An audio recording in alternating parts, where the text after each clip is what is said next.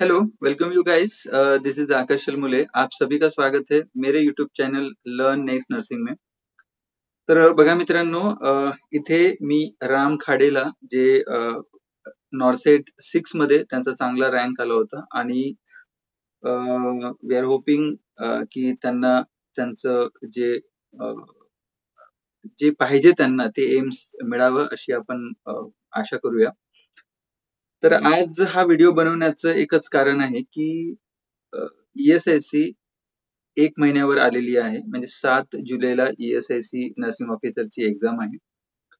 त्याच अनुषंगाने आम्ही असं विचार केले की तुमच्यासाठी 30 दिवसाचा जो प्लॅन आहे तो कसा अभ्यास करायचा, first revision, second revision, third revision हे कसं करायचं सगळं आम्ही ह्या व्हिडिओमध्ये सांगणार आहोत.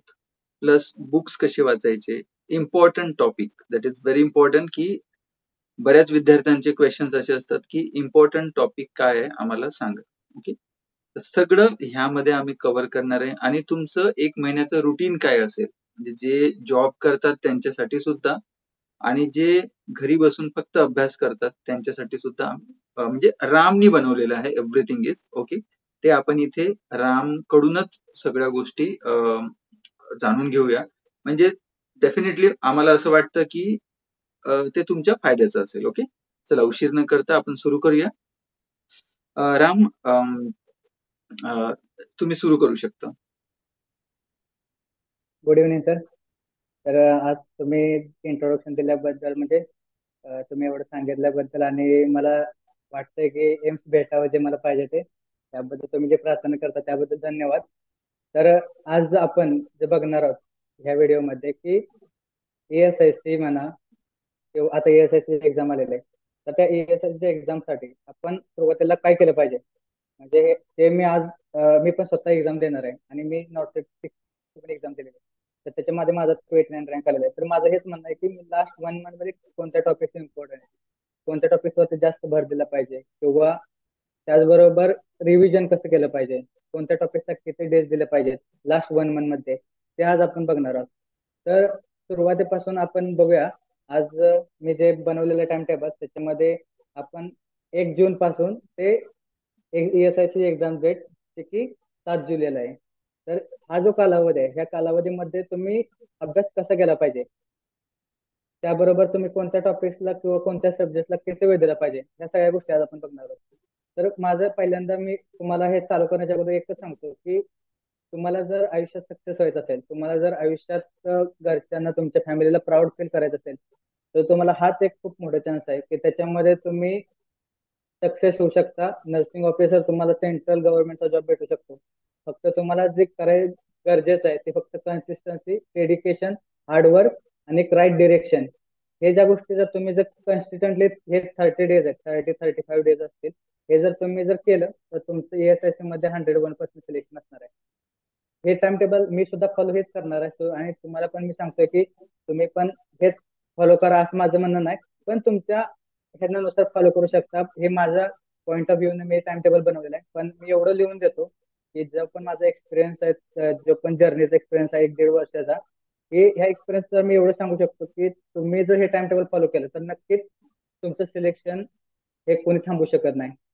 तर आपण आज आता फर्स्ट रिव्हिजन 1 तारखेपासून करणार आहोत. तर फर्स्ट रिव्हिजन आपण कोणत्या सब्जेक्टला किती दिवस दिले पाहिजेत ते आज आपण बघूया. ठीक आहे. तर त्याच्यामध्ये मी पहिल्यांदा F1 टॉपिक घेतलेला आहे. F1 टॉपिक का घेतलेला आहे, कारण आपलं बेसिक जे आहे ना ते F1 मध्ये प्रोसिजर म्हणा, ह्या ज्या बेसिक गोष्टी आहेत ते आपल्याला समजण्यासाठी हा मी पहिल्यांदा F1 सब्जेक्ट ठेवलेला आहे. तर त्याच्यासाठी मी 1 जून ते 3 जून हे 3 दिवस दिलेत. त्या 3 दिवसामध्ये तुमचा F1 हा रिवाइज करून झाला पाहिजे. त्याचबरोबर तुमचे MCQ PR यादव मधील म्हणा किंवा तुम्ही जे टार्गेट आहे यूज करता किंवा तुम्ही इनकेस यूज करता, या 3 दिवसामध्ये तुमचं थेअरी प्लस रिव्हिजन झालं पाहिजे. म्हणजे हे जो व्हिडिओ आहे मेन तात्पर्य सांगत हेच आहे की ज्या लोकांचं फर्स्ट रिव्हिजन झालेलं आहे किंवा ज्या लोकांचं अभ्यास सुरुवातीला झालेला आहे, फक्त त्यांना लास्ट मंथ मध्ये काय केलं पाहिजे, हे फ्रेशरसाठी नाहीये, म्हणजे जे सुरुवात करतायत त्यांच्यासाठी नाही ऍक्च्युली. त्यांच्यासाठी मी सांगणार आहे शेवटचा व्हिडिओ, शेवटच्या काही 5 मिनिटांमध्ये मी सांगेल त्यांनी काय केलं पाहिजे ह्या वेळेस. तर आपण F1 ला 3 दिवस दिले. त्याचबरोबर F1 नंतर मी पिडियाट्रिक्स हा सब्जेक्ट ठेवलेला आहे. तर पिडियाट्रिक्स सब्जेक्ट मध्ये तुम्ही काय केलं पाहिजे, 2 दिवस दिले पाहिजेत. त्या पीडीएटी सब्जेक्ट मधून तुम्ही जे पण तुम्ही रिवाइज केलेले आहेत, जे पण तुम्ही क्लासेसचे नोट्स काढलेले आहेत, त्या नोट्स पण तुम्ही रिवाइज करू शकता. त्याचबरोबर किंवा तुम्ही पीआर यादवचा बुक केला असेल किंवा जे तुमचा असं सोर्स असेल तो तुम्ही रिवाइज करा. थिअरी प्लस एमसीक्यू, या दोन्ही गोष्टी 2 दिवसामध्ये झाल्या पाहिजेत. त्याचबरोबर तुम्ही कम्युनिटी हेल्थ नर्सिंग ह्या सब्जेक्टला मी 2 दिवस दिलेत, 6 to 7 जून साठी. त्याचबरोबर मी 8 and 9 ह्याच्यासाठी मी सायकॅट्रिक ठेवलेला आहे. सायकॅट्रिक मेन मध्ये त्याच्यामध्ये तुम्हाला टर्मिनॉलॉजी वगैरे ह्या गोष्टी खूप इम्पॉर्टंट आहेत. त्या गोष्टी तुम्हाला म्हणजे आल्या पाहिजेत. त्यासाठी तुम्हाला 2 दिवसाचा वेळ दिलेला आहे. ह्या गोष्टी पाठ करणं खूप महत्वाचं आहे, कारण त्या गोष्टी विसरत जातात. त्यामुळे ह्या गोष्टींकडे जास्त फोकस करण्यासाठी मी 2 दिवस दिले. त्याचबरोबर 10th and 11th जून हा मी ओबीजीवाय सब्जेक्टसाठी दिलेला आहे. त्याचबरोबर एमएसएन साठी मी 6 days दिले. तर त्यामध्ये एमएसएन मध्ये दोन्ही गोष्टी येतात, एक म्हणजे अनाटॉमी आणि फिजिओलॉजी. आता ईएसआयसी मध्ये आपल्याला माहित नाही एक्झाम कशी असणार आहे ऍक्च्युली, पण आपण हे प्रेडिक्ट करू शकतो की जे पण प्रिव्हियस इयरला क्वेश्चन पेपर आले त्याच्यात म्हणजे जवळजवळ त्याच्याच आसपास असे क्वेश्चन वगैरे येणार आहेत. असं नाहीये की तुम्हाला खूप डिफिकल्ट पण असणार आहे आणि असं पण खूप इझी पण असणार आहे, एक मॉडरेट लेवल असणार आहे. तर त्याच्यासाठी मी 6 days दिले. त्या 6 days मध्ये तुम्हाला अनाटॉमी फिजिओलॉजी पासून ते डिसीज कंडिशन सिस्टम वाईज ते करायचंय 6 days मध्ये, एमसीक्यू आहेत. त्याचबरोबर प्रिव्हियस इयर क्वेश्चन जे पण आहेत ना, प्रिव्हियस इयर क्वेश्चन त्याबद्दल पण आपण नंतर बोलूया. नंतर आपण बघूया 17th जून एक दिवस दिलेला आहे मी बायोकेमिस्ट्री आणि न्यूट्रिशनसाठी. त्याचबरोबर मी हा 18th जून तो पण एक दिवस दिलेला आहे मायक्रोबायोलॉजी आणि सायकोसोशियोलॉजी. सायकोलॉजी मध्ये 2 सब्जेक्ट येतात, एक सायकोलॉजी आणि एक सोशियोलॉजी. ते खूप म्हणजे खूप कमी कंटेंट आहे त्याच्यामध्ये, त्यामुळे मी एक एक दिवस दिलेला आहे. आणि 19 जूनला मी रिसर्च एज्युकेशन आणि मॅनेजमेंट त्याच्यासाठी एक दिवस दिलेला आहे. आता मी जे तुम्हाला 17 जून पासून जे 19 जून पर्यंत जे 3 सब्जेक्ट दिलेले आहेत, ते 3 दिवसामध्ये तुम्हाला कोणते सब्जेक्ट करायचे ते ना एकच दिवस दिले आहे. का? कारण ते एवढे इम्पॉर्टंट नाही सब्जेक्ट की जेणेकरून आपलं सिलेक्शन वगैरे त्याच्यामुळे हे होऊ शकतं असं नाहीये. तुम्हाला ते टॉपिक करायचेच आहेत, फक्त तुम्हाला त्याच्यामधून बेसिक माहित पाहिजे. म्हणजे प्रिव्हियस इयरला क्वेश्चन कोणते पडलेत, बायोकेमिस्ट्री, मायक्रो म्हणा, psychology, sociology, research, education management, ह्या सब्जेक्ट मधून तुम्हाला प्रिव्हियस इयरचे कोणते सब्जेक्ट पडलेत क्वेश्चन ते तुम्हाला अनालाइज करायचे. ते पीआर यादव मध्ये दिलेलं आहे तुम्हाला. मग ज्यावेळेस तुम्ही ते करताल ना, तर तुम्हाला अनुभव येईल. असं काही त्याच्यामध्ये वेगळं काही विचारलं जात नाही एक्झामला, मोस्टली प्रिव्हियस इयरचे क्वेश्चन विचारले जातात. हे झालं आपलं फर्स्ट रिव्हिजन. हे फर्स्ट रिव्हिजन आपण किती दिवसाचं केलेलं आहे, 19 days केलेलं आहे. तर ह्याच्यामध्ये तुम्हाला तेच सांगितलं की नोट्स तुम्हाला जे दिलेले आहेत, तुम्ही क्लासेस लावले असतील त्याच्या नोट्स काढले असतील, त्या नोट्स तुम्हाला रिवाइज करायचे. त्याचबरोबर जर तुम्ही पीआर यादव केलं असेल, ज्यांनी क्लासेस नसतील लावल्या, नोट्स नसतील काढल्या, त्यांनी पीआर यादव करायचंय. आणि त्याचबरोबर तुम्हाला एमसीक्यू सॉल्व्ह करायचे. एमसीक्यू मध्ये तुम्हाला काय सांगितलं मी की जे पण तुम्ही एमसीक्यू सॉल्व्ह करताय त्याच्यामध्ये तुम्हाला हे करायचं, हायलाइट करायचं किंवा राऊंड करायचे आहेत असे सर्कल्स, की जे सर्कल्स जे तुम्हाला येत नाहीत क्वेश्चन. म्हणजे जेणेकरून ज्यावेळेस तुम्ही नेक्स्ट रिव्हिजन करता, ज्यावेळेस सेकंड रिव्हिजन करता, त्यावेळेस तुम्ही जे राऊंड केलेले सर्कल्स आहेत तेच फक्त तुम्ही रिवाइज करायचे आहेत. त्याचबरोबर आता थिअरीमध्ये तुम्ही नोट्स तर वाचणारच आहात, तर ह्या 19 दिवसाच्या थिअरीमध्ये तुम्हाला ना साऊंडर्सचे जे पण तुम्ही अंडरलाईन केले आहेत किंवा जे हायलाइटेड पॉईंट्स आहेत तेच फक्त करायचे आहेत. तुम्हाला साऊंडर्स या 30 ते 35 दिवसामध्ये एवढं काही होणार नाही सर्व, पण मी एवढं सांगू शकतो की तुम्ही एक चांगला कन्सेप्ट डेव्हलप करण्यासाठी किंवा एक्झाम कशीही जरी आली तरी आपण स्वतः प्रिपेअर राहण्यासाठी, चांगले रँक येण्यासाठी तुम्हाला साऊंडर्स इन क्लेस बुक मधून ना फक्त जे अंडरलाईन तुम्ही केलेले आहेत किंवा तुम्ही हायलाइट पॉईंट्स आहेत ते तुम्हाला करायचे. आता हे झालं आपलं फर्स्ट रिव्हिजन. आता सेकंड रिव्हिजनला तुम्ही काय करायचंय की सेकंड रिव्हिजन मध्ये ना तुम्हाला ना 20 ते 21 जून या 2 दिवसामध्ये F1 करायचं. आता ह्याच्यामध्ये तुम्हाला दिवस कमी कमी होत जाणार, कारण आपली एक्झाम पण जवळ आलेली आहे. त्यामुळे आपण ह्या सगळ्या गोष्टी विचारात घेऊन आपण हे टाइम टेबल मी बनवलेलं आहे. तर प्रत्येक सब्जेक्टला एक एक दिवस द्यायचा आहे. फक्त मी पिडियाट्रिक्सला पण एक द्यायचं, कम्युनिटी हेल्थ नर्सिंगला पण एक द्यायचं तुम्हाला, मेंटल हेल्थ नर्सिंगला पण एक दिवस द्यायचा आणि ओबीजीवायला पण एक दिवस द्यायचा आहे. फक्त तुम्हाला एमएसएन हा खूप मोठा सब्जेक्ट आहे किंवा खूप इम्पॉर्टंट सब्जेक्ट म्हटलं जातं, म्हणून तुम्हाला मी एमएसएन साठी 3 दिवस दिले. तर ह्याच्यामध्ये तुम्हाला काय करायचं आता सेकंड रिव्हिजन मध्ये, सेकंड रिव्हिजन मध्ये पण तुम्हाला तेच करायचं आहे की जे पण इम्पॉर्टंट टॉपिक नोट काढले ते तुम्हाला फास्ट रिव्हिजन करायचं आहे. त्याचबरोबर एमसीक्यू मध्ये तुम्हाला पूर्ण एमसीक्यू नाही बघायचे, कारण पूर्ण एमसीक्यू तुम्ही करायला गेल तर परत तुमचा वेळ जाईल आणि त्यामुळे हे टॉपिक होणार नाही. मग तुम्हाला डिमोटिवेट होईल की तुमचं जर टार्गेट कम्प्लीट नाही झालं तर. त्याच्यासाठी तुम्हाला काय जे पण तुम्ही सर्कल केलेले आहेत ते सर्कल केलेले पॉईंट तुम्ही काय करायचे. जे पण एमसीक्यू तुमचे रॉंग झालेले आहेत, चुकीचे झालेले ते फक्त तुम्हाला सर्कल केले ते फक्त रीड करायचे. आणि जे पण हायलाइट पॉईंट केलेले आणि जे तुम्ही अंडरलाईन केले ते फक्त रीड करायचे थेअरीमध्ये, आणि एमसीक्यू मध्ये जे तुम्ही सर्कल केलेले आहेत. हे आपलं किती दिवसाचं आहे?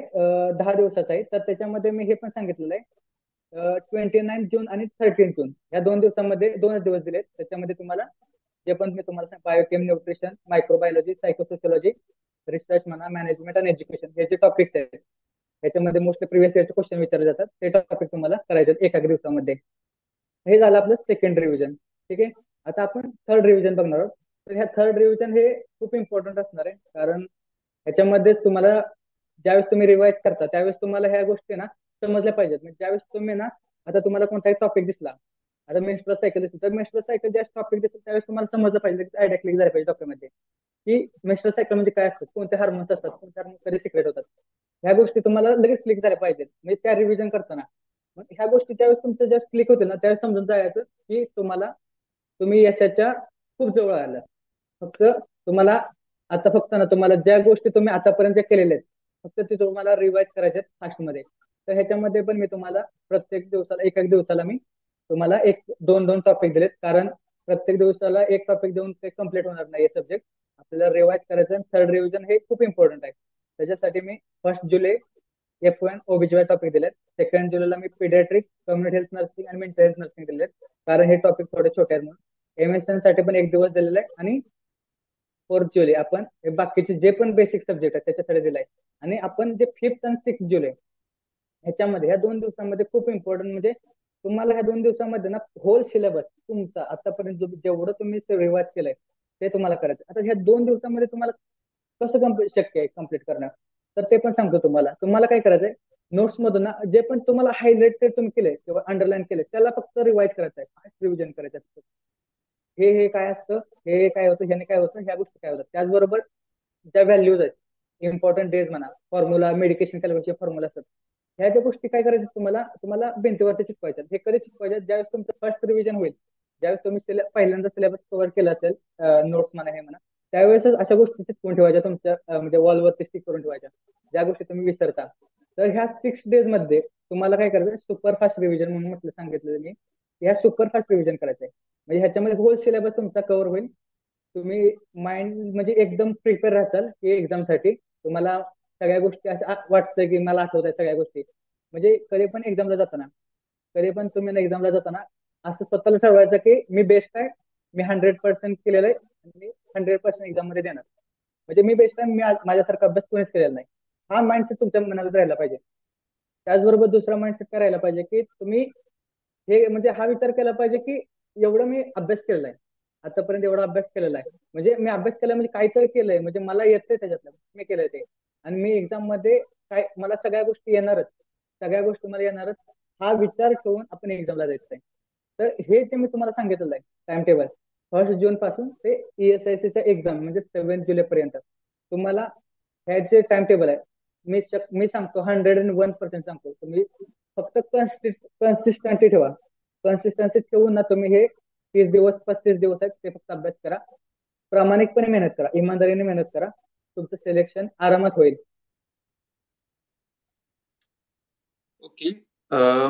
आता आपण इथे एक टाइम टेबल बघूया. म्हणजे जसं विथ द जॉब आणि विदाऊट द जॉब तुम्ही तुमचा सकाळपासूनचा संध्याकाळपर्यंतचा जो टाइम असेल तो कसा असेल. ओके, ते बघूया. हा सुद्धा टाइम टेबल रामनीच बनवलेला आहे, जो की तो स्वतः सुद्धा यूज करतो हा टाइम टेबल. ओके, तर बघूया. राम, तुम्ही सांगू शकता. हा. तर हा जो टाइम टेबल आहे ना, तो हा स्पेशली अशा लोकांसाठी आहे की जे फक्त अभ्यासावरती फोकस करतात. म्हणजे त्यांना कोणता जॉब नाहीये, काही नाहीये, ते फक्त अभ्यासावरती फोकस करतायत.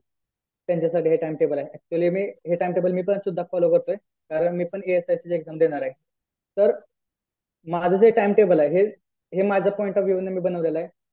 जशा गोष्टी मला इझी पडतात त्यानुसार मी हे बनवलेलं टाइम टेबल. तुम्ही ह्याच्यामध्ये मॉडीफाय करू शकता, पण माझं एवढंच म्हणणं आहे की तुम्ही टाइम मध्ये मॉडीफाय करा, पण ज्या गोष्टी मी सांगितलेल्या आहेत ज्या दिवसभरात करायच्या त्या गोष्टी तुम्ही मॉडीफाय नाही केल्या तर चालतील. तुम्ही हाय त्याच गोष्टी जरी ठेवल्या तरी तुमच्यासाठी खूप उपयोगी आहे. मी तुम्हाला हे पण सर ह्याच्यामध्ये पण सांगितलेलं आहे बघा, राऊंड करून पण सांगितलेलं आहे की हे टाइम टेबल अशाच लोकांसाठी आहे की ज्यांचे थिअरी कम्प्लीट झालेले फर्स्ट थेअरी कम्प्लीट झालेलं फक्त रिवाइज करून रिडिंग झाले कम्प्लीट. मी तुम्हाला ते सांगितलेलं की फर्स्ट रिडिंग कम्प्लीट झालेलं आहे. आता तुम्हाला फक्त रिव्हिजन करायचं आहे. First second third revision. फक्त जे पण फर्स्ट सेकंड आणि थर्ड रिव्हिजन आहे ते तुम्ही दिवसामध्ये कसं करणार आहे, एका दिवसामध्ये कसं करणार आहे ते तुम्हाला मी आज सांगणार आहे. तर तुम्हाला आता मी मोस्टली ना 6:30ला मी उठतो सकाळी. तर 6:30 उठल्यानंतर तुम्हाला हाफ एन आवर दिलेले तुमच्या रेग्युलर रुटीनसाठी. तर हाफ आवर नंतर तुम्ही 7 AM ला तुम्ही जर बसला स्टार्टला अभ्यासाला ते 10 AM, म्हणजे ह्याच्यामध्ये तुम्हाला भेटतात किती 3 तास भेटतात. तर ह्या 3 तासामध्ये तुम्हाला काय करायचे, जे पण तुमचे क्लासेसचे नोट्स असतील किंवा ज्यांनी पण थेअरी जिथून केलेली आहे ती थेअरी तुम्ही नोट्स रिवाईज करायच्या. मी तुम्हाला ते सांगितलं फास्ट रिव्हिजन करायचे तुम्हाला. जे पण तुमचे नोट्स असतील किंवा क्लासेसच्या किंवा पी आर यादवचं बुक असेल किंवा टार्गेट हायचं बुक असेल जिथून तुम्ही थेअरी क्लिअर केलेली आहे. आता ह्या 3 तासामध्ये तुम्हाला एमसीक्यू करायचे आहेत त्या टॉपिक रिलेटेड, म्हणजे जे टॉपिक तुम्ही वाचले त्याच्याच रिलेटेड करायचे, जेणेकरून तुमचा कन्सेप्ट पण क्लिअर होईल आणि तुम्हाला त्या गोष्टी सगळ्या लक्षात पण राहतील लवकरात लवकर. तर ह्याच्यामध्ये मी तुम्हाला सांगितलं की आता एमसीक्यू कधी करायचं. एमसीक्यू साठी मी टाइम दिलेला आहे 10 AM to 12 PM, म्हणजे हा 2 तास एमसीक्यू साठी. आता एमसीक्यू त्याच्या रिलेटेड करण्यासाठी ना तुम्हाला दोन्ही गोष्टी बॅलन्स करून चालायला पाहिजे. कारण त्याच्यामध्ये एएसआयसी एक्झाम मध्ये असं नाही की इझी क्वेश्चन येणार आहे किंवा वन लाईनर क्वेश्चन येणार आहेत. आपण हे प्रेडिक्ट नाही करू शकत. तर माझं म्हणणं आहे की तुम्ही मॉसबी आणि साऊंडरचे एमसीक्यू आहेत ते पण तुम्ही प्रॅक्टिस करा, जेणेकरून तुमचं स्वतःचं प्रॅक्टिस होईल डेव्हलप. त्याचबरोबर तुम्हाला जे पण 2-3 लाईन्सचे क्वेश्चन असतात ते 2-3 लाईन्सचे क्वेश्चन असतात ना तुम्हाला समजेल कशा प्रकारे सोडवायचे, टाइम मॅनेजमेंट समजेल. ह्या टाइम मॅनेजमेंट वगैरे ह्या गोष्टी जर समजल्या तुम्हाला पेपरमध्ये कोणतीच डिफिकल्टी येणार नाहीये. तर त्याच्यामुळे तुम्हाला काय करायचं, एमसीक्यू रिलेटेड असतात ना ते 1 आवर तुम्हाला मॉसबीचे एमसीक्यू करण्यासाठी द्यायचे आणि 1 आवर तुम्हाला साऊंडरचे एमसीक्यू द्यायचे. आता तुम्ही त्याच्यामध्ये असा विचार नका करू की माझे 1 आवर मध्ये 40 एमसीक्यू होतात, 50 एमसीक्यू होतात. जे पण करतात तुम्ही ते म्हणजे व्यवस्थित करा, परफेक्ट करा. असे करा 40 केले किंवा 50 केले तरी चालतील, पण तुमचे परफेक्ट असले पाहिजेत. साऊंडरचे पण एमसीक्यू करताना तुम्ही एमसीक्यू करत करा. त्याचबरोबर तुम्हाला काय करायचे, जे पण हे आहेत रॅशनल दिलेले तर रॅशनल तुम्ही प्रत्येक एमसीक्यू वाचायचं आहे. म्हणजे का रॅशनल वाचायचं आहे, कारण तुम्हाला एमसीक्यू मधून तुम्हाला एक क्वेश्चन समजेल पण रॅशनल मधून तुम्हाला 4 क्वेश्चन समजतील. म्हणजे बाकीचे 3 ऑप्शन नक्की आहेत कशाचे, आन्सर कशाचा नक्की बाकीच्या 3 ऑप्शन मध्ये किंवा बाकीचे 3 ऑप्शन कशाच्या रिलेटेड आहेत हे समजेल तुम्हाला. त्यामुळे रॅशनल तुम्हाला परफेक्ट वाचायचं आहे साऊंडर्स आणि मॉसबी मधून. ठीक आहे. आता तुम्हाला 12 PM टू 12:30 PM तुम्हाला अर्धा तास हा मी लंच साठी दिलेला आहे. कारण सगळ्या गोष्टीमध्ये तुम्हाला आता फक्त फोकस स्टडीवरती ठेवायचा आहे. एक्झाम जवळ आलेली आहे आपली आणि ह्या 30 दिवसांमध्येच आपल्याला काय असेल ते मेहनत करायची आहे. सोशल मीडिया ह्या सगळ्या गोष्टी तुम्हाला बाजूला ठेवायच्या आहेत. इंस्टाग्राम, फेसबुक तुम्हाला फक्त ज्या तुम्हाला गोष्टी आहेत युट्यूब म्हणा त्याच्यातून तुम्हाला जे पण नवीन गोष्टी आहेत टेलिग्राम म्हणा, जेणेकरून तुम्हाला जे पण आपले लर्नेस नसतील जे पण सर आहेत आपले 10 ते 20-30 एमसीक्यू डेली पाठवतात ते सॉल्व्ह करण्यासाठी किंवा तुमचं दुसरं काही चॅनल असेल त्याच्यावरून सॉल्व्ह करण्यासाठी. ठीक आहे. तेवढंच फक्त सोशल मीडिया वापरा. नंतर मी तुम्हाला सांगितलंय 12:30 ते 1:30 म्हणजे 12:30 to 1:30 PM ह्याच्यामध्ये तुम्हाला स्लीप घ्यायचे म्हणजे रिलॅक्स व्हायचं आहे 1 आवर, जेणेकरून तुमचं माइंड फ्रेश राहील. कंटिन्यू स्टडी करून माइंड पण आपण एक मशीन नाही आहे की 24 तास काम करायला, आपण पण एक माणूसच आहे. तर तुम्हाला त्यानुसारच वागायचं चालायचं आहे की माइंडला पण त्याचबरोबर आपण रिलॅक्स ठेवायचं आहे, माइंडला पण फ्रेश करायचं आहे थोडं, म्हणजे काही काही वेळानंतर त्यासाठी तुम्हाला ना म्हणजे माइंड जेवढं फ्रेश तेवढं तुमचे आत्मसात करण्याची ताकद जास्त होईल तुमच्यामध्ये. तर 1:30 PM पर्यंत तुम्ही स्लीप घेतली. त्याच्यानंतर 1:30 to 4:30 PM. तर 1:30 to 4:30 PM ह्याच्यामध्ये 3 आवर्स आहेत. आता ह्याच्यामध्ये 3 आवर्स मध्ये तुम्हाला काय करायचं, टेस्ट सिरीज. तुम्हाला मी अगोदरच्या पण व्हिडिओ मध्ये सांगितलेलं आहे, सरांनी पण सांगितलेलं आहे की टेस्ट सिरीज सोडवताना तुम्हाला काय करायचे की टेस्ट सिरीज मध्ये ज्या पण तुमच्या मिस्टेक्स होत आहेत त्या तुम्हाला राईट डाऊन करायच्या आहेत. त्याचबरोबर त्या लिहायच्या आहेत, त्यांचा आन्सर काय ते लिहायचं आहे. त्याचबरोबर ते टॉपिक कशाच्या रिलेटेड आहे, जे मिस्टेक झाले ते तुम्हाला रिवाइज करायचे त्या टॉपिकच्या रिलेटेड. अशा प्रकारे तुम्हाला टेस्ट सिरीज सोडवायचे आहेत. तर त्याच्यामध्ये 90 एमसीक्यू असतात, त्यामुळे 1.30 आवर्स मध्ये दिलेला आहे प्रत्येक एका ह्याच्यासाठी. तर त्याच्यामध्ये जे पण तुमच्या टेस्ट सिरीज आहेत म्हणजे तुम्ही जिथून टेस्ट सिरीज लावल्यात सरांच्या टेस्ट सिरीज लावल्यात त्या टेस्ट सिरीजच्या टाइम नुसार तुम्हाला ऍडजस्ट करा. ऍक्च्युअली ही माझे टाइम टेबल आहे म्हणून मी तुम्हाला सांगितलेलं आहे की 1:30 म्हणजे 1.30 आवर्स म्हणजे 1.5 तास हे तुम्हाला कोणतेही एक सब्जेक्ट रिलेटेड म्हणजे कोणत्याही ओबीजीवाय म्हणा, एमएसएन म्हणा किंवा सायकॅट्रिक म्हणा, एफओएन म्हणा, म्हणजे सब्जेक्ट रिलेटेड तुम्हाला एक टेस्ट द्यायचे आहे. त्याचबरोबर बाकीच्या 1.5 तासामध्ये तर तुम्हाला ऑल कंबाईन म्हणजे होल सिलेबस कंबाईन असणारी अशी ESIC एक टेस्ट द्यायची आहे. म्हणजे टोटल 2 तुम्हाला टेस्ट दिले द्यायचे. एक्झामच्या एक दिवस अगोदर म्हणजे 6 जुलै पर्यंत तुम्हाला टेस्ट सिरीज द्यायचे. टेस्ट सिरीजने तुमचा कॉन्फिडन्स डेव्हलप होईल. तुम्हाला समजेल तुम्ही किती ह्याच्यामध्ये आहेत, किती पाण्यामध्ये आहे. आणि तुम्हाला जेवढं तुमच्या रँक जवळ येईल तेवढं तुम्हाला अजून आत्मविश्वास वाटेल की माझं सिलेक्शन नक्की होईल. तर तुम्हाला टेस्ट सिरीज साठी मी 3 तास दिलेत. आता तुम्हाला 4:30 PM to 5:30 PM ह्याच्यामध्ये 1 hour मी एक्स्ट्रा दिलेले आहे. कशासाठी दिलेले आहे की ज्या पण तुमच्या टेस्ट सिरीज मध्ये मिस्टेक झालेले आहेत ते तुम्हाला राईट डाऊन करण्यासाठी. त्याचबरोबर त्या मिस्टेक्सचं रॅशनल काय म्हणजे त्या मिस्टेक्स म्हणजे नक्की आन्सर काय त्याचं हे तुम्हाला लिहून काढण्यासाठी मी तुम्हाला तो 1 hour दिलेला आहे. ठीक आहे. आता 5:30 to 6 म्हणजे हाफ 1 hour दिलेला आहे. तर ह्या हाफ 1 hour मध्ये तुम्हाला काय ब्रेकफास्ट करा, तुम्ही थोडस वॉक वगैरे करू शकता, जेणेकरून तुमचं माइंड पण फ्रेश राहील आणि तुम्ही रिलॅक्स पण होताल. तर ह्या हाफ 1 hour मध्ये तुम्ही वॉक करा, ब्रेकफास्ट घ्या, चाय प्या, काही घ्या, फ्रेश व्हा. तुम्हाला जे आवडतं म्युझिक ऐका, काही जे तुम्हाला आवडतं त्या गोष्टी करा. ठीक आहे. आता तुम्हाला 6 to 9 PM ह्याच्यामध्ये 3 hours आहेत. तर ह्याच्यामध्ये पण तुम्हाला ज्या पण आपण सुरुवातीला मॉर्निंगला केलेल्या त्याच गोष्टी करायच्या. थिअरी साऊंडर्स बुक मधून करायच्या. आता आपल्याला असं नाही चालून म्हणजे ह्या गोष्टी नाही धरून चालायच्या की फक्त PR यादव नोट. आपल्याला माहित नाही एक्झाम कशी असणार आहे. त्यामुळे आपण असं मेंटली प्रिपेअर राहायचं. म्हणजे असं प्रिपेअर राहायचं एक्झामसाठी की एक्झाम वेळेला कोणताही क्वेश्चन टाकू द्या, मी प्रिपेअर आहे त्याच्यासाठी. जर एक्झाम आली डिफिकल्ट तर सगळ्यांना डिफिकल्ट जाईल, आणि आली इझी तर सगळ्यांना इझी जाईल. अशा प्रकारे एक्झाम द्यायची. अशा प्रकारे आपण अभ्यास ठेवायचा. तर त्याच्यासाठी मी तुम्हाला थेअरीचं साऊंडर्स बुक सांगितलं आहे. थेअरीच्या साऊंडर्स बुक मध्ये तुम्हाला काय करायचंय, मी तुम्हाला आधी पण सांगितलं की जे तुम्ही अंडरलाईन केले तेच पॉईंट तुम्हाला वाचायचे आहेत. तुम्ही ते प्रत्येक लाईन टू लाईन तुम्ही रीड करायला गेला तुम्हाला टाइम नाही भेटणार, तुमचा सिलेबस कव्हर नाही होणार. जे पण तुम्ही अंडरलाईन केले तेच फक्त करायचे. आणि जे हायलाइट आहेत, हायलाइटर म्हणजे ज्याच्या बॉक्समध्ये आहेत, जे बॉक्समध्ये किंवा रेड कलर मध्ये जे पॉईंट दिले ते तुम्हाला पाठ असलेच पाहिजे, म्हणजे तोंड पाठ. म्हणजे तुम्हाला असं झोपेतून जर उठून सांगितलं नाही हे काय असतं तर तुम्हाला माहित पाहिजे. हे तुम्हाला थिअरी करायचं आहे. त्याचबरोबर त्या 3 hours मध्ये तुम्हाला नंतर 9 to 10 9 to 10 PM मध्ये तुम्हाला 1 hour दिलेलं आहे. त्यामध्ये मी तुम्हाला जास्त वेळ दिलेला आहे का, कारण तुम्ही थोडं अभ्यास करून थकलेला असाल. जेवण करा. जेवण केल्यानंतर तुम्ही काय करा, तुम्हाला जे गोष्टी आवडतात तुम्ही फॅमिली सोबत टाइम स्पेंड करा किंवा मोबाईल युज करू शकता. हाफ तुम्ही DNR साठी द्या, हाफ तुम्ही बाकीच्या गोष्टींसाठी द्या. ठीक आहे. नंतर तुम्हाला काय करताय, 10 to 11:30 PM 10 to 11:30 PM मध्ये हा 1.5 hour दिले. 1.5 hour मध्ये तुम्हाला MCQ सॉल्व्ह करायचे. हे MCQ सॉल्व्ह करताना तुम्हाला PR यादव टार्गेट आहे MCQ करायचे. आता ह्याच्यामध्ये मी तुम्हाला PR यादव टार्गेट MCQ का दिलेत लास्टला, कारण ज्यावेळेस आपण जेवण करतो त्यावेळेस आपली म्हणजे एवढी मेंटॅलिटी नसते परफेक्ट की जेणेकरून आपण फ्रेश माइंडने जोशने अभ्यास करेल.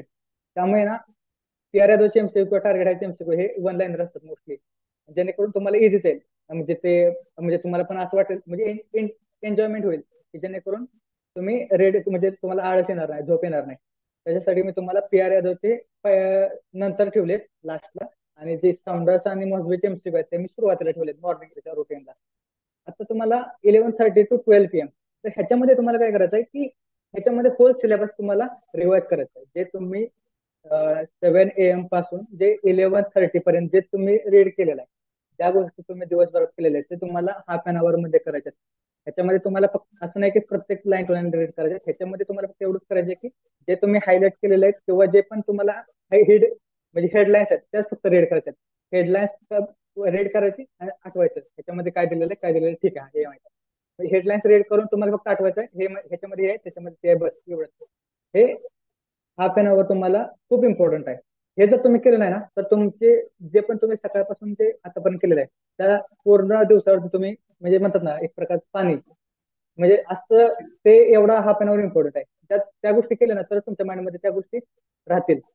नंतर तुम्हाला मी जो वेळ दिलेला आहे 12 to 6:30 6.5 hour हा 6.5 hour तुम्हाला मी स्लीप साठी दिले आहेत. आता लोक बोलतील की 8 तास झोप पाहिजे, पूर्ण झोप पाहिजे किंवा हे पाहिजे. पण खरं सांगू का, एक्झाम आता आलेली जवळ आणि जे कॉम्पिटिशन आहे ते खूप आहे. तर कॉम्पिटिशन मध्ये उतरायचं असेल किंवा लोकांपेक्षा काहीतरी वेगळं करायचं असेल किंवा 100 मध्ये रँक पाहिजे मला किंवा 200 मध्ये रँक पाहिजे किंवा मला माझ्या घरापाशी हॉस्पिटल पाहिजे, ह्या जर गोष्टी पाहिजे तर तुम्हाला डेडिकेशन अभ्यास केला पाहिजे. त्यावेळेस तुम्ही विचार नाही केला पाहिजे 8 तास झोपू किंवा 7 तास झोपू. तुम्हाला 6 तास जरी झोपले तरी परफेक्ट आहे. काय नाही, मी 630 दिलेत, 6.5 तुम्हाला झोपण्यासाठी दिलेत. त्याचबरोबर तुम्हाला दिवसामध्ये पण 1 तास दिलेले झोपण्यासाठी, टोटल किती झाले 7.30 हे इनफ आहेत. हे कोणासाठी पण इनफ आहेत. त्याने काय झोप मोड तुमची म्हणजे असं काही नाही की तुमची झोप कमी होणार आहे किंवा काय होणार आहे. त्यामुळे ते इनफ आहे. त्यामुळे तुम्हाला ह्या ज्या लास्ट 35 डेज आहेत त्यामुळे तुम्हाला हार्डवर्क करणं खूप गरजेचं आहे.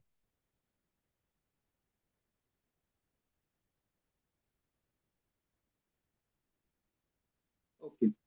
मला असं वाटतं की जे पण इम्पॉर्टंट आहे म्हणजे टाइम टेबल असो की सगळ्या गोष्टी तुम्ही चांगल्या पद्धतीने सांगितलं. ओके, आता आपण याच्यामध्ये मला असं वाटतं की कुठल्या टॉपिक मध्ये, कुठल्या सब्जेक्ट मधले कुठले टॉपिक इम्पॉर्टंट आहे ते आपण एक हार्डली 5 मिनिटांमध्ये बघून घेऊया. ओके, ठीक. जस्ट मी शेअर करतोय.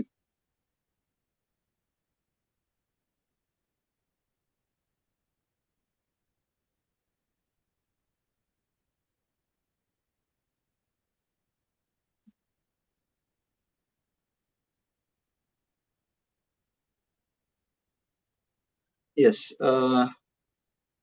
इम्पॉर्टंट टॉपिक्स आहेत, दिसतंय तुम्हाला? हा, परफेक्ट इम्पॉर्टंट दिसतंय. टॉपिक्स फॉर नॉर्सेट और तर ईएसआयसी. ओके. हा. तर ह्याच्यामध्ये जे पण मी टॉपिक दिलेले आहेत त्यामध्ये मी असं नाही की पूर्ण असं बुक पण नाही याच्यामध्ये काढलेलं. त्याच्यामध्ये जास्तीत जास्त 200 असते मला वाटतं. त्या 200 टॉपिक्स मधूनच तुम्हाला ना मोस्टली एक्झाम मध्ये पेपर मध्ये विचारले जातात. आतापर्यंत जे पण मी ESIचे पेपर बघितले किंवा आतापर्यंत जे पण नॉटचे पेपर पडलेत म्हणजे लास्ट 6 इयर्स पर्यंतचे, तर त्या सगळ्यांचं अनालाइज केलेलं आहे आणि त्याच्यामधून हे पॉईंट्स काढलेले. तर त्याच्यामध्ये ना मी तुम्हाला हे सांगतो की मी काय प्रत्येक टॉपिक काय आता रीड करत बसणार नाही. तुम्हाला ह्या गोष्टी दिसत आहेत. फक्त तुम्हाला ह्याच्यात करायचं कसं म्हणजे हे जे टॉपिक आहे तुम्हाला काय करायचं आहे की तुम्ही प्रत्येक सब्जेक्टचे, मी ऍक्च्युली सब्जेक्ट वाईज तुम्हाला इम्पॉर्टंट टॉपिक काढलेले आहेत. तर प्रत्येक सब्जेक्टचे जे इम्पॉर्टंट टॉपिक आहे असे लिहून काढा आणि ते तुमच्या जे पण नोट्स असतील किंवा बुक्स असतील तर त्याच्या फ्रंट पेज वरती ते टिक करा. जेणेकरून ना ज्यावेळेस तुम्ही ते बुक्स रीड करायला जाता किंवा तो सब्जेक्ट आता F1 चा सब्जेक्ट तुम्ही रीड करायला जाता तर त्यावेळेस काय झालं पाहिजे तुम्ही ना थेरी लगेच वाचायला सुरुवात करायची नाही. तुम्ही काय करायचं जे पण टॉपिक्स मी दिलेले आहेत इंट्रोडक्टरी ट्यूब म्हणा, आयव्ही कॅन्युला म्हणा किंवा कोड ऑफ एथिक्स थॉट्स म्हणा, इंटेन्शनल नॉन इंटेन्शनल किंवा पोझिशनिंग किंवा सक्शनिंग, हे जे टॉपिक्स दिलेले आहेत मी, तर हे टॉपिक्स तुम्हाला फक्त हे करायचे आहेत. म्हणजे इंट्रोडक्टरी ट्यूब, इंट्रोडक्टरी ट्यूब म्हणजे काय, इंट्रोडक्टरी ट्यूबचे मेन कशी टाकली जाते, त्याचे मेन फायदे काय, प्रेशर किती असतं, ह्या गोष्टी तुमच्या माइंडमध्ये क्लिक झाल्या पाहिजेत. त्यावेळेस तुम्ही ते बघताल. म्हणजे कोणते साईज आहे, किती प्रेशर वापरलं जातं, प्रेशर मोजण्यासाठी कोणता डिव्हाइस यूज केलं जातं. म्हणजे ह्या ज्या गोष्टी आहेत ह्या गोष्टी आहेत ना की तुम्हाला ना क्लिक झाल्या पाहिजेत. कधी ज्यावेळेस तुम्ही फक्त असं वाचलं टॉपिकचं हेडलाईन वाचा इंट्रोडक्टरी ट्यूब, परत आयव्ही कॅनल मध्ये कोणत्या गेटचे आयव्ही कॅनल वापरले जातात, चिल्ड्रन्स मध्ये कोणत्या गेटचे आयव्ही कॅनल वापरले जातात, अडल्ट मध्ये कोणत्या गेटचे आयव्ही कॅनल वापरले जातात, आयव्ही कॅनलचे कलर कोडिंग काय आहेत, ह्या ज्या गोष्टी आहेत ना तुम्हाला हे फक्त आयव्ही कॅनल रिडिंग वाचलं तर तुमच्या माइंड मध्ये क्लिक झालं पाहिजे. ह्याचे हे साईज आहेत, ह्याचे फ्रेंड्स आहेत, ब्लड ट्रान्सफ्युजन साठी कोणते वापरले जातात, इमर्जन्सी सिच्युएशन साठी कोणते कॅनल वापरले जातात.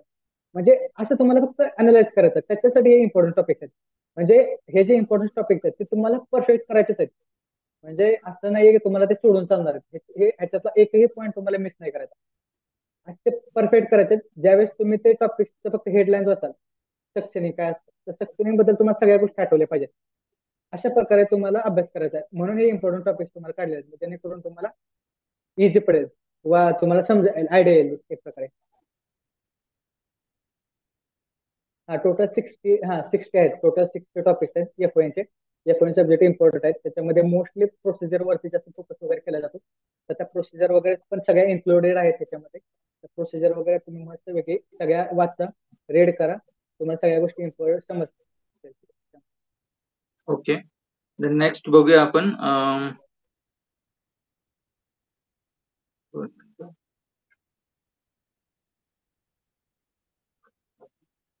हा OBGYचा आहे. OBGY मध्ये तुम्हाला काय अभ्यास करायचा बघू शकता तुम्ही. Okay, methods of family planning, amniotic fluid, science of pregnancy, हे तर खूपच इम्पॉर्टंट आहे. अनिमिया मुक्त भारत, आयरन फॉलिक जे टॅबलेट्स, अनिमियाचं काय काय OBGY साठी या प्रेग्नन्सी मध्ये काय इम्पॉर्टन्स आहे, किती असलं तर किती ब्लड चढवावं लागतं, त्याचा रेजिमेन काय असतो आयरन फॉलिकचा. Okay, PPH, PIH, fetal skull, breast cancer, placental and the cord, labour, normal labour, abnormal labour, obstructed labour, breast feeding त्याच्यामध्ये, पेरिनियल टीएल, त्याच्यानंतर abortion MTP act. Okay, new जो एमटीपी ऍक्ट नवीन जो आलेला आहे तो सुद्धा तुम्ही करायला पाहिजे. 1971चा जो आहे तो पण तुम्ही करायला पाहिजे. एपिसिओटॉमी, ओके, फिटस मध्ये व्हेरी इम्पॉर्टंट. त्याच्यानंतर NST, menstrual cycle, PIH, diabetic pregnancy, हे सगळे टॉपिक इम्पॉर्टंट आहे. आणि ओबीजीवाय मध्ये जे ड्रग्स आहेत, ऑक्सिटोसिन आहे, मिथार्जिन आहे, MgSO4 आहे, रेस्पिरिडॉन, आणि बाकी पेक्लोमेथेसॉन, ओके, डेक्झामेथेसॉन. तर याचं काय इम्पॉर्टन्स आहे त्या सगळ्या गोष्टी तुम्ही करायला पाहिजे. Okay Ram, is it okay? Yes, perfect sir. त्याच्यानंतर नेक्स्ट आहे सीएचएन. सीएचएन बद्दल थोडं हे करू शकता तुम्ही एलॅबरेट राम? आपल्याकडे 5च मिनिटं आहे राम आता. ओके, 4 मिनिटं फक्त. ओके.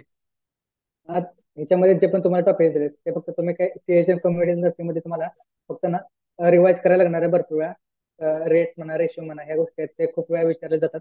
इंडिकेटर्स वगैरे विचारले जातात. लेवल्स ऑफ प्रिव्हेन्शन, ह्या गोष्टी इम्पॉर्टंट आहेत. त्या फक्त तुम्ही एवढं माझं म्हणणं की परफेक्ट करा. हे जे टॉपिक दिले तुम्ही परफेक्ट करा. ठीक आहे, आपण नेक्स्ट बघूया जे इम्पॉर्टंट टॉपिक पहिले. ओके, नेक्स्ट एमएसएन आहे. येस, वाटलं तर ही पीडीएफ मी सरांना वाटलं तर टेलिग्राम वरती पण त्यांच्या चॅनल वरती हा, टेलिग्रामवर आपण शेअर करू शकतो. त्याच्यावरती पण आपण जेणेकरून सगळ्यांना इझी होईल की टॉपिक्स राईट डाऊन करण्यासाठी किंवा स्टिक करण्यासाठी. ठीक आहे, येस येस, त्यामुळे चालेल. याचं काही तुम्ही टेन्शन घेऊ नका मुलांनी, की जेणेकरून सगळे टॉपिक तुम्हाला भेटतील, सगळे टाइम टेबल पासून सगळ्या गोष्टी भेटतील. ठीक आहे, एमएचएन मेंटल हेल्थ नर्सिंग बद्दल पण आहे. याच्यामध्ये बरेच टॉपिक आहेत. हे सुद्धा ECT is very important. Terminology सायकेट्रीच्या, then schizophrenia, psychopharmacology, okay, cognitive disorders, then child psychiatry, then जो मेंटल हेल्थ केअर ऍक्ट आहे तो सुद्धा करायला पाहिजे, इम्पॉर्टंट आहे. देन सायकोलॉजी मध्ये थेरीज आहेत, psychosexual, psychosocial. Then personality is very important. Okay, defence mechanism, MR. Then psychotherapy मध्ये behaviour therapy, group therapy, milieu therapy, therapeutic community is very important. Okay, ह्या सगळ्या गोष्टी याच्यावर तुम्ही बघू शकता. त्याच्यानंतर आहे पीट्स मध्ये पण इम्पॉर्टंट गोष्टी आहेत. Neural tube defect, dehydration, ORS, growth and development. Growth and development तर करायलाच पाहिजे, खूप इम्पॉर्टंट आहे. फिटल सर्क्युलेशन आहे, कार्डियाक. परफेक्ट, व्हॅल्यूज वगैरे खूप. Yes, okay. तुम्हाला काही सांगायचंय का? म्हणजे तुम्ही बोलू शकता राम. माझं लास्टला एवढंच म्हणणं आहे की हे जे टॉपिक्स आहेत असं नाही की हेच टॉपिक केल्यानंतर येणार एक्झामला, पण एवढं सांगू शकतो हे जर टॉपिक तुम्ही परफेक्ट केले तर येणाऱ्या एक्झाम मध्ये ना तुम्हाला हेल्प नक्कीच होईल. जर ह्याच्यामध्ये काही मिस टॉपिक असतील ते पण तुम्ही माझ्याकडून राहिले असतील तर तुम्ही ते करा. म्हणजे जे पण मला तुम्हाला वाटतं की हे टॉपिक अजून माझ्याकडून ऍड नाहीत झाले त्याच्यामध्ये, ते तुम्ही करू शकता. लास्टला मी एवढं सांगेल की मेहनत करा, इमानदारीने मेहनत करा. हाच मंथ आहे, एकच मंथ आहे की ज्याच्यामध्ये तुमचे स्वप्न पूर्ण होण्याची म्हणजे आता सध्या ही आहे तुमच्याकडे एक ऑपॉर्च्युनिटी आहे चांगली. तर ती ऑपॉर्च्युनिटी तुम्हाला जर मिळवायची असेल तर तुम्हाला मेहनत करावी लागेल. हे 1 मंथ आहे. सर पण एवढे तुम्हाला मोटिवेट करत असतात. तर त्यांचे आता रिसेंटली एक व्हिडिओ आलेला आहे अपकमिंग एक्झाम बद्दल, त्याच्यामध्ये पण त्यांनी खूप चांगल्या प्रकारे सांगितलं अभ्यास करण्यासाठी कसं केलं पाहिजे, कोणत्या टॉपिक केलं पाहिजे. मी पण तो पूर्ण व्हिडिओ बघितलेला आहे. तर लास्टला एवढं सांगेल की मेहनत करा, इमानदारीने मेहनत करा. 35 डेज फक्त आहेत, त्याच्यामध्ये तुमचं स्वप्न पण पूर्ण होईल आणि तुमच्या घरच्यांना पण प्राऊड होईल. Thank you so much sir. मेहनत केल्याशिवाय काही नाहीये, आपल्याला सगळ्यांना माहिती आहे. आपण याविषयी बरंच बोललेलो आहोत. ओके, तर thank you Ram, thank you very much. खूप इम्पॉर्टंट टॉपिक्स तुम्ही काढलात आणि मला असं वाटतं की हे सगळेच टॉपिक नॉर्सेट 7 साठी आणि ESIC साठी किंवा येणाऱ्या कुठल्याही एक्झामसाठी खूप इम्पॉर्टंट आहे. ठीक आहे राम, लवकरच आपण मुलांसाठी पुन्हा एक चांगल्या पद्धतीचं सेशन घेऊन येऊ.